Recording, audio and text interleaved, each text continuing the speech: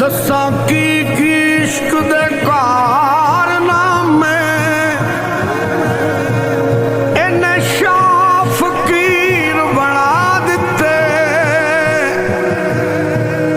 इन्हें तख्त नशीन आदम वर्गे करके खाक नशीन वखा दिते। वेखो हजरत अयूब दे जिस्म अंदर इस इश्क ने कीड़े चला दिते।